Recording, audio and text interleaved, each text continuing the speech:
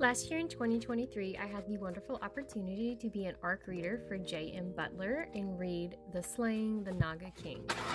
It is about a desperate caretaker, a devastated king, a bond that transcends world and time. The only human in her adopted family, Rhea struggles to care for them as a crushing psychic plague threatens to destroy her family and over half the world's population. In a desperate attempt to identify a cure, she participates in an arcane ritual that connects her to an intoxicating man who may be in a situation worse than hers. If he exists at all, it isn't just some illusion of her own, or perhaps something far worse. This handsome king's people are beset by their own nightmares and what seems to be an attack by monstrous magical nagas. He fights to keep his people sane and prevent the worst from happening, seeming to fear that even these dream conversations may be used against him. Realizing no help is coming, Rhea, the passionate artist, decides to slay this Naga King in a world far from hers before everyone she loves perishes. What will she do when she learns the truth about the monster's identity and the reality behind this curse? Will love triumph over fear, or will all crumble in nightmares and terror? Slaying the Naga King is a standalone epic fantasy romance set in the Tura world, Beauty and the Beast with scales and twists. This monstrous but sweet love story is perfect for fans of Radiance and a Court of Thorns and Roses. It is an installment of her heart-pounding fantasy romance series, Mortal Enemies to Monster Lovers. The spice level is 2 on the chili pepper scale.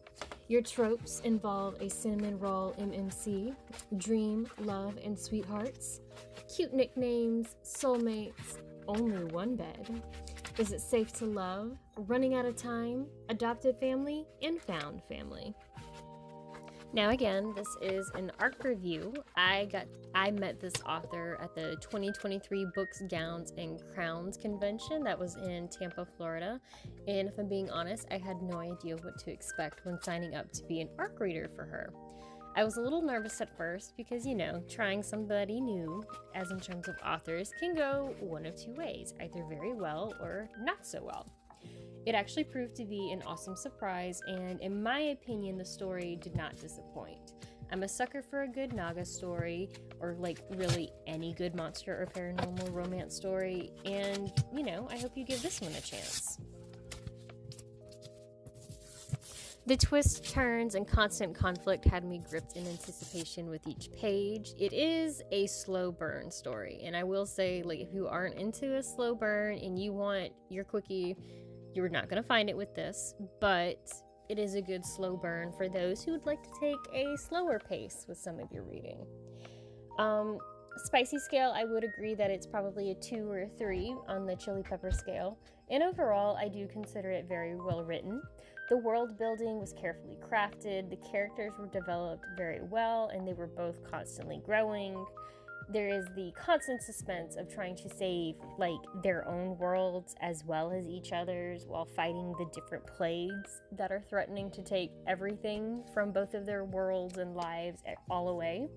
It left me on the edge of my seat, and I read it pretty quickly and couldn't put it down. So, managed to read this within, 24 hours. It's only, 400, that 350 to 450 page range, so it's a good sized little novel. Shortly after the book was released back in June of 2023, and after all of the ARC readers left their reviews, some of us opted for the option to receive artwork or a thank you card, and since I like to scrapbook, I tried to do that. I tried to choose different elements from both worlds. They both have relatively leafy kind of sorts of environments. The galaxy represents them crossing across the world, specifically for Rhea. As you can see, I am using these greenish, grayish clouds to sort of resemble or make reference to the plague revolving around the male leads. Tengris world. It had been several months since I've read this before I got around to finally making the scrapbook for this, but better late than never. I enjoyed making this and doing my best, calling from memory to make this, and I think it turned out pretty okay. If this book interested you at all and you'd like to check out more by this author, please check out Jessica M Butler's page on Amazon, where you can read her Fae Bride series, where you can read about Fae Rose, Fae Liz, and soon to come out, Fae Rue.